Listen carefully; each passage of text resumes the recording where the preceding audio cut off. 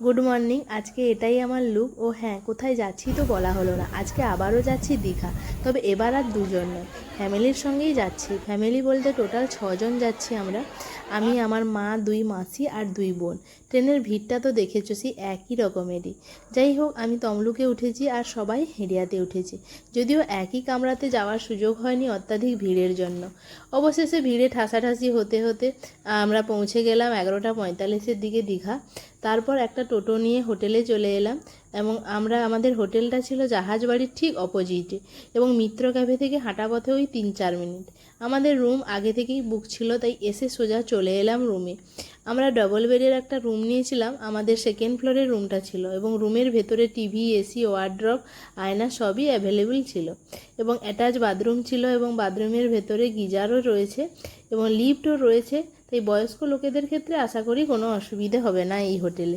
আমরা কিছুক্ষণ রেস্ট নিয়ে ফ্রেশ হয়ে নিলাম, তারপর আমরা খেতে বসে পড়লাম আজকের লাঞ্চ। তো আমাদের লাঞ্চ বলতে আমরা বাড়ি থেকে কিছু খাবার প্যাক করে নিয়ে এসেছিলাম। তো কি কি খেয়েছিলাম সেদিন শুনে নাও আমার বোনের মুখ থেকে। ভাত, হুম আলু মাখা, হুম পনির তরকারি, ঢেঁড়স তরকারি, পটল ভাজা। স্যালাডে আছে শসা, লেবুটা কাটা চলছে। লেবু, আর আর কি আছে? মাছ ভাজা, মাছ ভাজা আর কি আছে? বেগুন মাখানো হবে। জম্পেশ লাঞ্চ সেরে আমরা বেরিয়ে পড়লাম সি বিচের দিকে। আমরা যেদিন গিয়েছিলাম ওই দিন ওয়েদারটা খুবই ভালো ছিল, রোদ ছিল না তেমন, তবে ভ্যাপসা গরম ছিল। সি বিচে এসে তো চক্ষু চড়ক গাছ, এত ভিড় এত ভিড়, কোন দিক দিয়ে নামবো বুঝে উঠতে পারছি না। আমরা ওয়ার্কিং ডেতে গিয়েছিলাম, তাও এত ভিড়। যাই হোক, অবশেষে কিছুটা নেমে পাথরের ওপরে বসে সবাই মিলে অনেক মজা ইয়ার্কি করলাম। তারপর অনেক ফটো ভিডিও তুললাম সবাই মিলে। তারপর এই বোন তো নাছোড়বান্দা, জলে নেমে স্নান করবে। ও আবার কয়েকটা রিল ভিডিও বানানোর জন্য একটু নাচ করছিল, আর সঙ্গে আমিও একটু রিল ভিডিও বানিয়ে নিলাম। ঘন্টাখানেক থাকার পর এত ভিড় আর ভালো লাগছিল না। তারপর আমরা রুমে গিয়ে আবার ফ্রেশ হয়ে একটু বেরিয়ে পড়লাম বিকেলের দিকে ওই ওল্ড দীঘার উদ্দেশ্যে। ওল্ড দীঘায় অনেকক্ষণ বসেও ছিলাম, আর তবে ঢেউগুলো মানে ওই দিন খুব একটা বেশি ছিল না, সেই জন্য মানে খুব একটা ভালোও লাগছিল না। তারপর টুকটাক খাওয়া দাওয়া করে আমরা আবার ওই দোকানগুলোতে একটু ঘোরাঘুরি করলাম, করার পরে আবার খেতে চলে এলাম।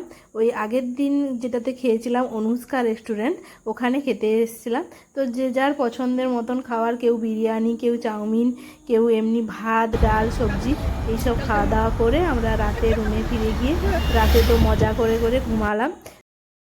পরের দিন আমরা সকাল ওই 6:30 নাগাদ বেরিয়ে পড়েছিলাম একটা গাড়ি নিয়ে। আমাদের গাড়ি আগে থেকেই বুক ছিল।